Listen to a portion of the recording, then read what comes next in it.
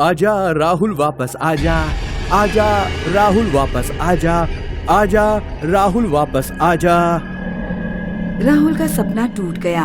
राहुल को अक्सर ये सपना आता था कि एक तहखाना है जहाँ हूबहू उसी की शक्ल का इंसान उसे आवाज दे रहा है। इस सपने से वो बेचैन हो जाता था और पूरी रात सो नहीं पाता था।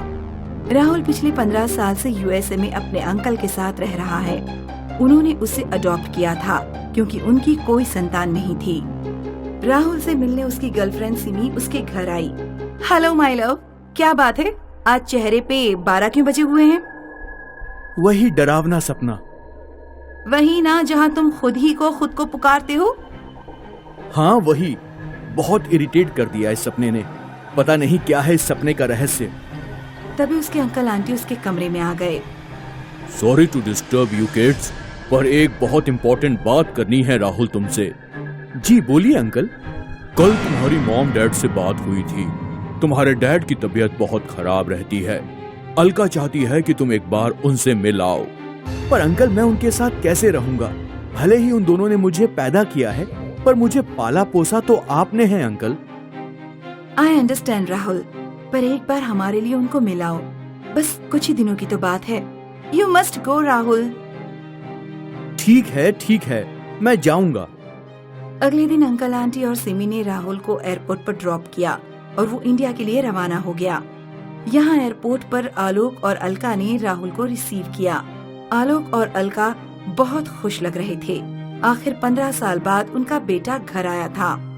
वो लोग कार से घर आ ही रहे थे कि राहुल को अजीब अजीब विजन दिखने लगे। पापा यहाँ तो मंदिर था ना? था तो, पर ये तुम्हें कैसे पता?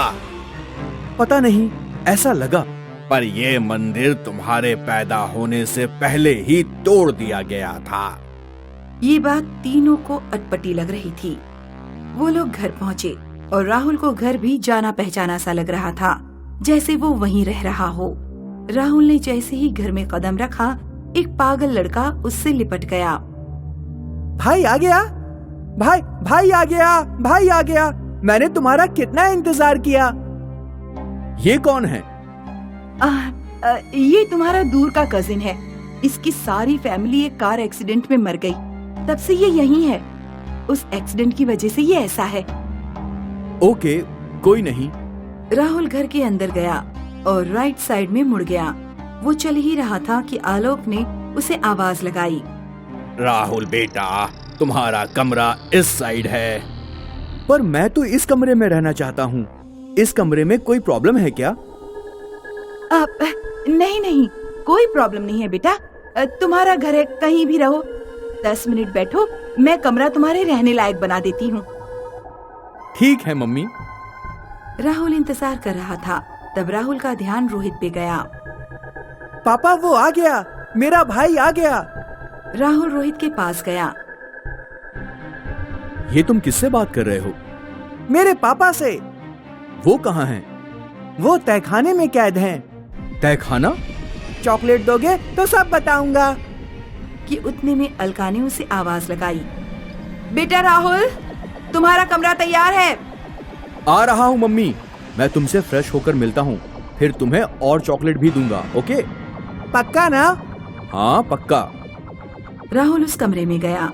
उसने अपना सामान रखा और सीधा नहाने चला गया। वो नहाकर लौटा और बेड पर सो गया। राहुल सफर करके इतना थक गया था कि उसे झट से नींद आ गई। नींद में उसे वही आदमी दिख रहा था, हूबहू उसकी शक्ल का। आखिर तुम आ गए राहुल। मैंने तुम्हारा कितना इंतजार किया। तभी अलका उसके कमरे में आई और उसे नींद से जगा दिया। राहुल, बेटा राहुल, इतनी दूर से आए हो, कुछ खा तो लो। ऐसे भूखे पेट नहीं सोते बेटा। मैं आता हूँ। राहुल उठकर खाना खाने चला गया। वो खाते खाते भी अपने सपने के बारे में ही सोच रहा था। आखिर कौन है ये जो मेरी शक्ल है और मुझे पुकार रहा है? खैर राहुल ने खाना खा लिया और फिर अपने कमरे में जाकर सो गया। अब जब वो सोया तो उसे ऐसा सपना आया कि उसकी मम्मी और पापा नींद में उसका गला दबाकर मार रहे हैं। वो छटपटाकर उठा। वो चौंक गया कि दोनों वहीं खड़े थे। आप दोनों यहाँ? वो तुम इतने सालों बाद लौटे हो तो तुम्हें देखने से हमारा जी नहीं भरा, इसीलिए तुम्हें देख रहे थे। ओके। कुछ देर बाद वो गहरी नींद में सो गया। अगली सुबह अलख निरंजन, अलख निरंजन। कोई जोर जोर से अलख निरंजन बोल रहा था। ये शोर सुनकर राहुल उठ गया और दरवाजे पे गया। दरवाजे पे रोहित किसी बाबा से बातें कर रहा था। उस बाबा ने जब रोहित को देखा तो दंग रह गए। वही कद काठी, वही चेहरा, वही आंखें। जय भोलेनाथ, तेरी महिमा अपरंपार। अब ये खुद लेगा अपना बदला। किसका बदला? कौन सा बदला? मैं किसके जैसे दिखता हूँ? राजेंद्र वर्मा, वो तहखाने में तेरा इंतजार कर रहा है। कौन सा तहखाना? कहाँ है ये तहखाना? कितने सालों से वो तेरा इंतजार कर रहा है। जा उसके पास जा, जल्दी जा। पर ये तहखाना कहाँ है? मुझे पता है, मुझे पता है। तू फिर आ गया? कितनी बार बोला है तुझे इस घर में मत आ। अब निकल यहाँ से, निकल ठोंगी कहीं के। मैं तो जा रहा हूँ, पर वो तुम्हें नहीं छोड़ेगा। वो लौट आया है, लौट आया है वो। राजेंद्र वर्मा लौट आया है। बहुत पुरानी अंग्रेजों के जमाने की बात है। आगरा के पास यमुना नदी के तट पर रायगंज नाम का एक गांव था। उस गांव में हीरा मणिक नाम का एक बहुत बड़ा सोना व्यापारी रहता था।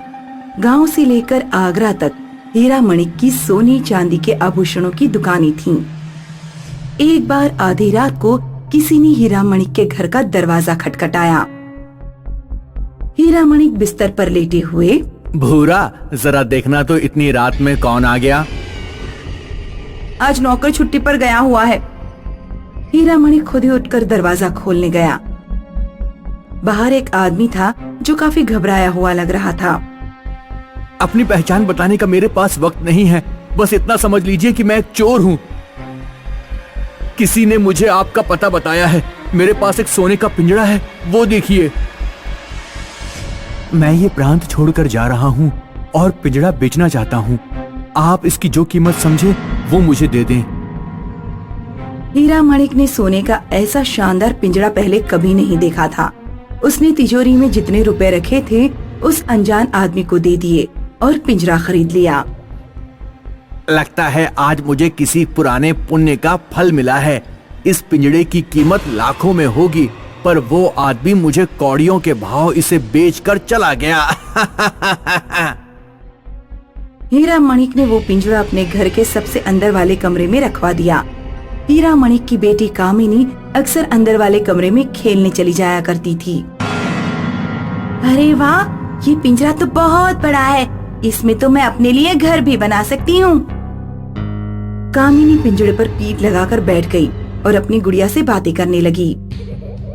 गर्मी आने वाली है, इस बार हम नानी के घर घूमने जाएंगे। तभी पीछे से किसी ने कामिनी के हाथ से गुड़िया छीन ली।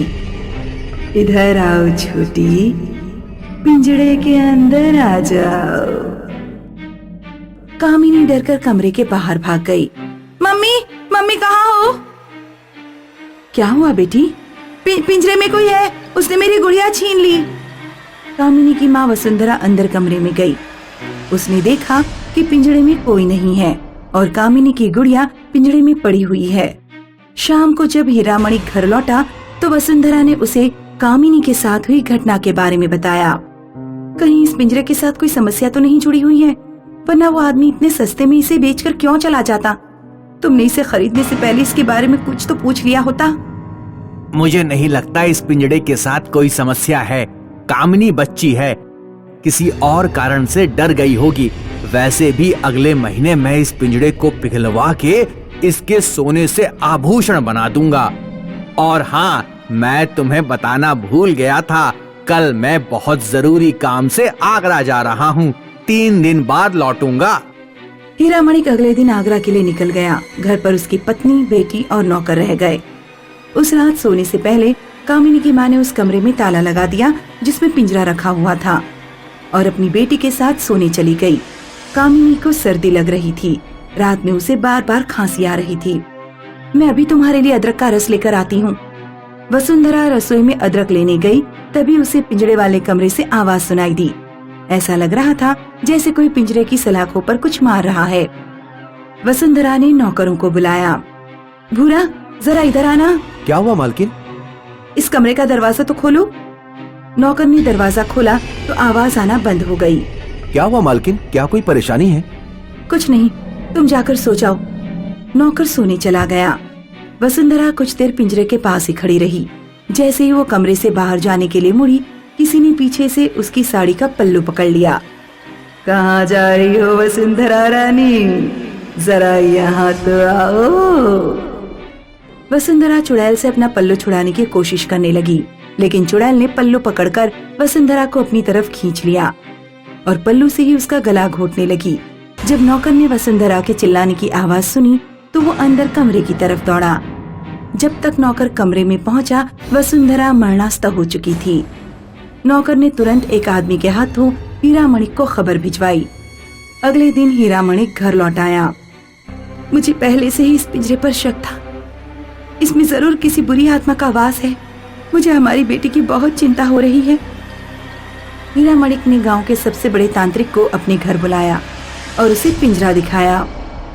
तुमने ये पिंजरा उस अजनबी से खरीद कर बहुत बड़ी भूल कर दी। जब इस प्रांत पर मुगलों का शासन था, तब यहाँ गयास खान नाम का एक राजा राज करता था। वो औरतों का शौकीन था। गयास खान के पड़ोस में वीर प्रताप नाम का एक छोटी रियासत का राजा था। गयास खान ने रियासत पर हमला करके वीर प्रताप की बेटी रूपवती को कैद कर लिया था और इसी पिंजड़े में रखा था। गयास उससे शादी करना चाहता था, लेकिन रूपवती ने पिंजड़े में ही फांसी लगाकर आत्महत्या कर ली।